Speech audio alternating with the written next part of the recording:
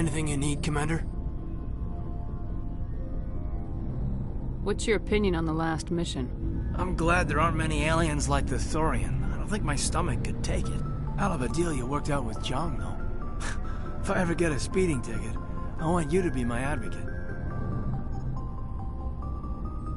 We'll talk another time, Lieutenant. Commander?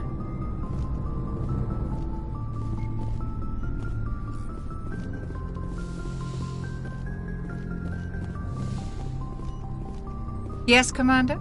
Is there something you need? I should go. Goodbye, Commander.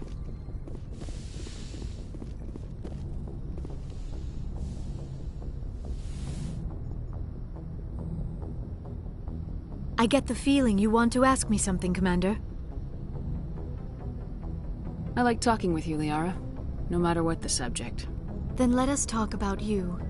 Are you okay? What do you mean? You need to take care of yourself, Commander. The crew relies on you for leadership. It can be a heavy burden.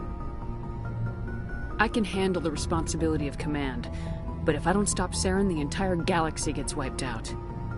I'm sorry, Commander. The last thing you need is someone constantly reminding you of how grim things are.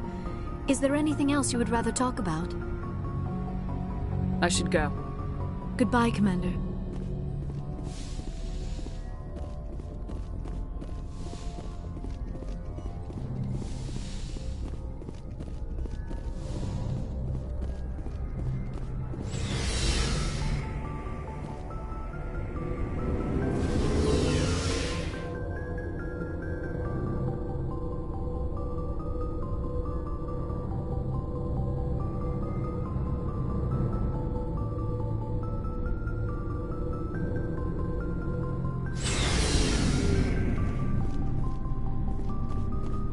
Shepard. You must have family other than your father. Don't you miss them? No. Now that I have my family's armor again, there's nothing left for me. So long, Rex. Shepard. Commander?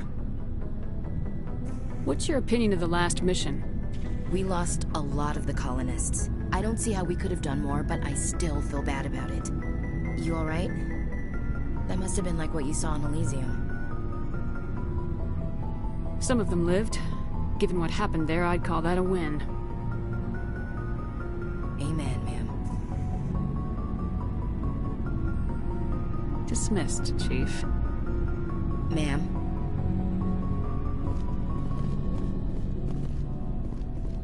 Commander, good to see you. You've been with C-Sec a while.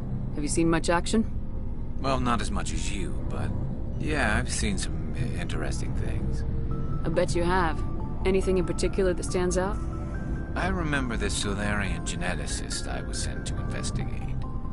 That case was a bit disturbing. What happened? Why were you investigating him? I was tasked with tracking black market trade on the Citadel. Most of it harmless, nothing I needed to pursue.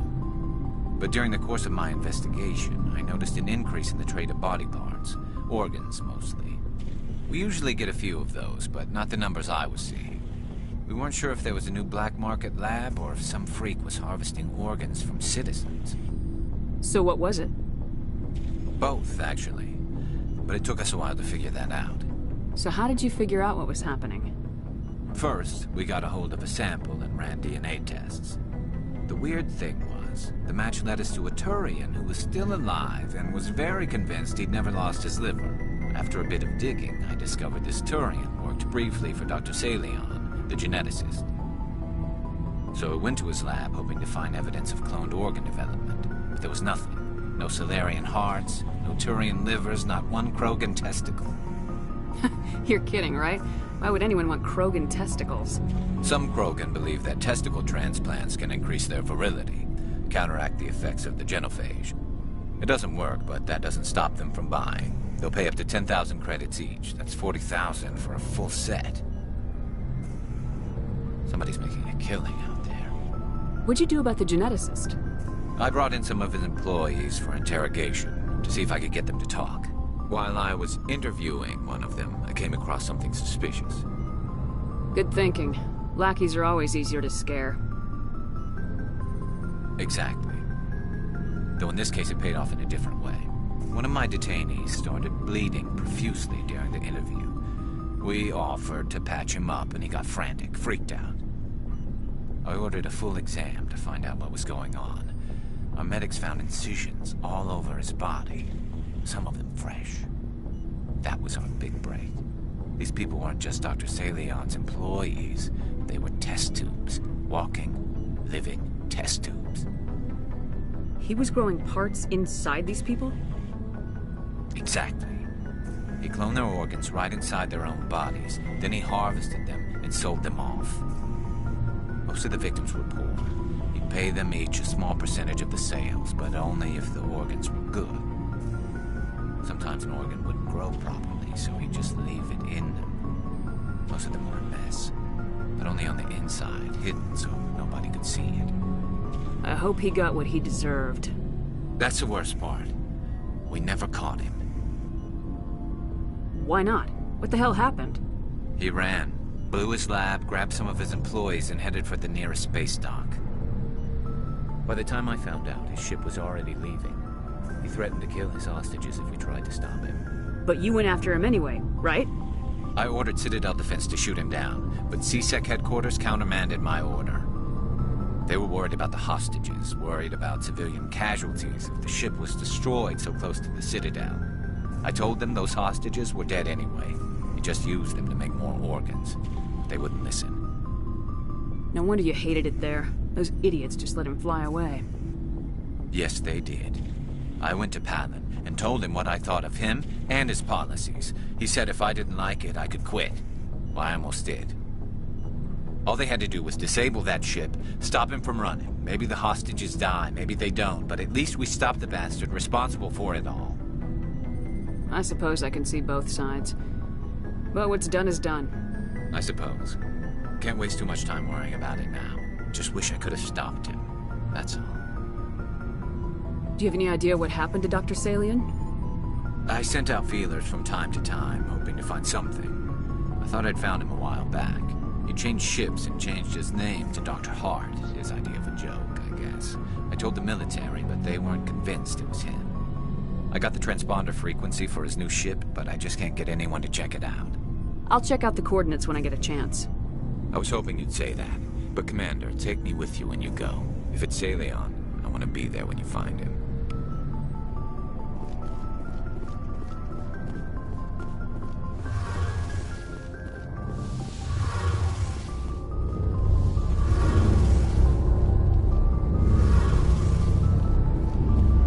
Shepard, I'm glad you're here. Good to see you smiling again, so to speak. I'm sleeping much better now. I guess I'm getting used to how quiet your ship is. I still think a lot about my pilgrimage, though. I know Starin's our top priority, but with all the worlds we go to, I was hoping to find something to bring back to the flotilla. We've still got a long way to go. You'll find something to take back. Yes, but it cannot just be some derelict ship my people can use for salvage. It has to be more than that. There's a lot expected of me. What's so special about you? It's my father. He's the senior member of the Admiralty Board. He's one of only 5 people who can overrule the decisions of the Conclave for the good of the migrant fleet. My father is responsible for the lives of 17 million people. Our entire race is in his hands, and I'm his only child. So are you some kind of heir to the Quarian throne or something? No, it doesn't work that way. My father's position isn't hereditary. I'll probably never serve on the Admiralty Board myself. Officially, I'm just the same as any other citizen. But it doesn't work that way in practice. People have always treated me differently because of who my father is. You must get all kinds of special privileges. I probably had it easier than most growing up, but it's not all good. People like my father have enemies, and they're not above using me to get to him. Why didn't you tell me this before? I guess I'm just tired of people judging me because of who my father is. Everyone's waiting for me to do something great on my pilgrimage, something that will forever change our lives for the better. If I don't, it's like I failed, and that reflects badly on both me and my father. What would you need to bring back to make everyone happy? Something that would help us better understand the Geth. They've changed significantly since the exile. They've continued to evolve. We've done our best to study them, but it's not easy. They're very reclusive. Until recently, they never went beyond the borders of the Veil. And all the Geth we run into now are under Saren's control. We'd need to find Geth operating on their own, independently. But I don't want this to get in the way of our mission, Shepard. First, we stop Saren. Then I'll worry about my own problems. What was your father like? It wasn't easy growing up as the daughter of one of the Admiralty. Even before he joined the board, he was a prominent figure. People looked to him for leadership. He had to set an example, and he expected the same of his daughter. Plus, he was pretty strict, a military man through and through. He never allowed me to settle for anything less than excellence. As a kid, I sometimes felt like he was pushing me too hard. But now I'm old enough to appreciate what he taught me. The world doesn't owe us anything. If we want something in life, we have to earn it. Sounds like a tough upbringing. You don't resent your father at all? Like I said, it wasn't easy. My father's not the kind of person you bond with. And he wasn't around all that much. Too busy. People counted on him, and he took his duties seriously. Even when he was around, he always seemed a bit distant. Like his mind was always somewhere else. Come to think of it, I can't ever remember seeing him smile. Not once. It's like he was always weighed down by all that responsibility. I mean, I know he cares about me, but he never really showed it, not in the usual way. I guess the best thing I can say about my father is that I respect him. Where was your mother in all this? Mother was around, but she always seemed to kind of blend into the background. Almost like she was overshadowed by my father. He tends to do that to people. She passed on about 5 years ago. Some airborne virus that swept through the fleet. Happens sometimes when the filters start to break down. I think my father took it pretty hard. After she was gone, he became even more focused on his work. I think that was his way of dealing with the grief. I want to talk about something else. Like what? I should go. See you later.